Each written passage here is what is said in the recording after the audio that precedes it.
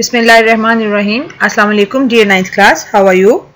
I hope that you all will be fine. I am Mrs. Uzma Farhat and we are discussing your translation question. Today we are going to start tenses. Your first tense is present indefinite tense. Which tense is this?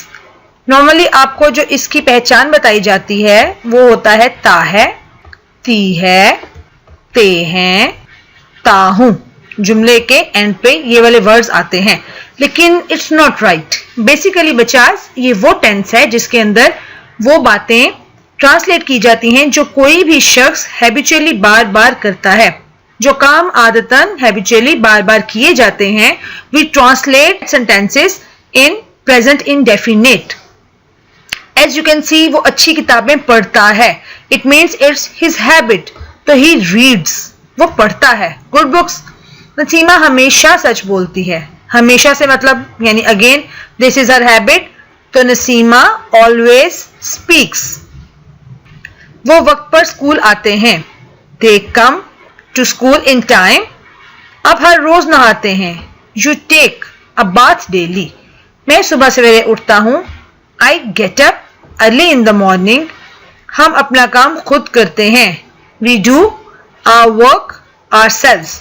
हम अपना काम खुद करते हैं. तो ये हो गया आपको इसको बनाने का तरीका. During the translation of these sentences may you have noticed that third person singular subject takes first form of verb with S और E S, while the plural and I take the first form without S और ES. क्या आपने note किया है ये काम करते हुए कि जहां पर सिंगुलर सब्जेक्ट था आपका वहां पर आपने S और ES का इजाफा देखा वर्ब की फर्स्ट फॉर्म के साथ, और जहां पर आपका सब्जेक्ट प्लूरल था वहां पर आपको ये इजाफा नजर नहीं आया होगा. वहां पर डायरेक्टली फर्स्ट फॉर्म ही अप्लाई की गई है. As you can see in the following exercise कि गीदड़ शाम को चीखते हैं. प्लूरल है, ज्यादा है, तो jackals howl in the evening. कोई इजाफा नहीं हो रहा. मैं अपने भाई से प्यार करता हूं. आई को भी प्लूरल की तरह ट्रीट किया जाएगा, तो आई लव माई ब्रदर. हम हर रोज अखबार पढ़ते हैं. We again plural read newspaper daily. But in this sentence your subject is singular. Aslam Eid पर नए जूते खरीदता है. असलम इज सिंगुलर, तो Aslam buys BUYS buys new shoes on Eid. गरीब आदमी मुश्किल से गुजर बसर करता है.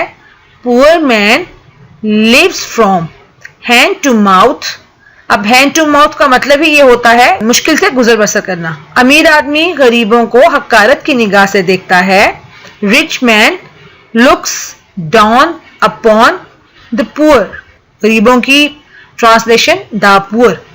तो अमीर आदमी गरीबों को हकारत की निगाह से देखता है. यहां पर आपका सब्जेक्ट प्लूरल था. वी डिडंट ऐड एस और ES with the first form. But in the fourth, fifth and sixth sentence your subjects are singular. Aslam singular है, गरीब आदमी सिंगुलर है और अमीर आदमी सिंगुलर है. तो यहां इन तीनों के अंदर आपने देखा कि हमने S या ES का इजाफा किया. लिव्स के साथ भी हुआ और लुक्स के साथ भी हुआ. मैं हमेशा बच्चों से कहती होती हूँ कि इसको याद रखने का सबसे आसान तरीका है कि बचपन से लेके अब तक आप हमेशा सिंगुलर प्लूरल याद करते आए हैं. तो it is very easy for you कि अगर आप इसको सिंगुलर प्लूरल के साथ रिवर्स में याद कर लें कि सिंगुलर प्लूरल के अंदर आप सिंगुलर होता था आपका जो सिंगल वर्ड होता था और प्लूरल में आप उसके साथ S या ES का इजाफा कर देते थे. The rule is reversed here. यहां पर आपने ये S और ES का इजाफा वहां पे करना है जब आपका सब्जेक्ट सिंगुलर है, और जब आपका सब्जेक्ट प्लूरल है या ये I है तो फिर आपने S या ES का इजाफा नहीं करना है. I hope it will clear to you. Make a practice by translating your the remaining exercise. While translating negative sentences we use does not for third person singular. For singular does not and do not for plural subject and I followed by the first form of verb. Again it's a very easy to remember if you understand that does is not any word. अगर आप ये याद कर लें कि does basically कोई word नहीं होता, ये डू के साथ जो इजाफा है ना, ये उस वाले ईएस का है जो आपको मैंने कहा कि हम फर्स्ट फॉर्म के साथ एस या ईएस का इजाफा करते हैं। सिंगुलर सब्जेक्ट की सूरत में फर्स्ट फॉर्म के साथ एस या ईएस का इजाफा करते हैं। यहां वो इजाफा हमने इस डू के साथ कर लिया। डू की सेकंड फॉर्म होती है डिड और थर्ड होती है डन। डू डिड डन, तो डज वर्ड नहीं होता। अब डज कहां से आया? सिंपल सेंटेंसेस में वर्ब की फर्स्ट फॉर्म के साथ सब्जेक्ट के सिंगुलर होने की सूरत में जो एस या ईएस का इजाफा हो रहा था वो यहां पर हमने डू के साथ पहले ही कर लिया। अब डज लग गया। नेगेटिव में डज नॉट आ जाएगा सिंगुलर सब्जेक्ट के साथ और डू नॉट आएगा आपके प्लूरल सब्जेक्ट के साथ। हियर आर सम सेंटेंसेस, वो बाकायदा वर्जिश नहीं करता है, तो वो आपका सिंगुलर है, तो क्या हुआ? He does not take exercise regularly. और वो हमेशा सच नहीं बोलती है। अगेन नहीं बोलती नेगेटिव हो गया और वो आपका सिंगुलर सब्जेक्ट हो गया। तो she does not always speak the truth, लेकिन वो अपना काम आप नहीं करते हैं, ज्यादा हो गए, तो देखें यहां पर डू नॉट आ गया। They do not do their own work. और आप शाम को सैर के लिए नहीं जाते, तो यहां पर फिर से आपका सब्जेक्ट प्लूरल है और यहां पर भी डू नॉट का यूज हो गया कि you do not go for a walk in the evening. तो क्लियर हो गया, आसान है ये भी याद रखना। डू और डज का डिफरेंस किस तरह से याद रखेंगे? That does is basically not a word. ये एस और ईएस के इजाफे वाला रूल अप्लाई करने के बाद बनता है। तो इस तरह से आप सिंगुलर में डज लगाते हैं और प्लूरल में आप डू लगाते हैं, डू नॉट और does not. Now let's discuss interrogative sentences. In the interrogative sentences or questions, the question word with do or does comes before the subject. यानी सिंपल इंट्रोगेटिव सेंटेंसेस में वही do और does जो है वो हम जुमले के शुरू में लगा लेते हैं। कहां लगाते हैं? I think you remember that कि do आ जाएगा प्लूरल सब्जेक्ट की सूरत में, does आ जाएगा सिंगुलर सब्जेक्ट की सूरत में। जुमले के बिल्कुल शुरू में आएगा, बच्चे आंख में चोली कहां खेलते हैं? Where does children play hide and seek? और जब डबल इंट्रोगेटिव आ जाता है तो वो क्वेश्चनिंग वर्ड जो है वो डू और डज से भी पहले आप उसको अप्लाई करते हैं। जैसे इसमें कहां है, डाकिया इस गली में कब आता है, तुम उसके यहाँ कैंप पर क्यों एतराज करते हो। तो ये तमाम वो वर्ड्स हैं जो डू और डज से भी पहले आएंगे। I hope you understand now.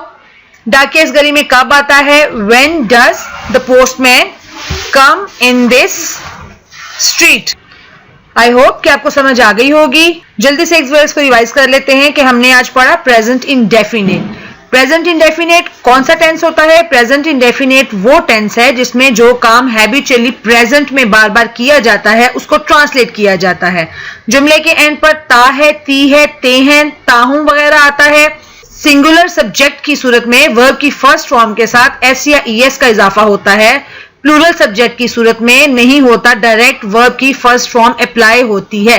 Negative sentences में डू नॉट और डज नॉट का इजाफा होता है। अगेन डू नॉट आप यूज करते हैं प्लूरल सब्जेक्ट के साथ और डज नॉट आप यूज करते हैं सिंगुलर सब्जेक्ट के साथ। इंट्रोगेटिव सेंटेंसेस में डू और डज जुमले के शुरू में आ जाते हैं और अगर आपका सेंटेंस डबल इंट्रोगेटिव है तो इन वर्ड्स को डू और डज से भी पहले प्लेस किया जाता है।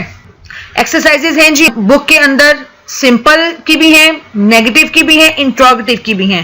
वोकैबुलरी के लिए हेल्पिंग वर्ड्स भी नीचे दिए गए हुए हैं। So kindly please don't cram, try to solve the exercises by your own self. आगे रखें, रूल्स को जहन में रखें और उसके बाद इन्हें खुद से ट्रांसलेट कीजिए।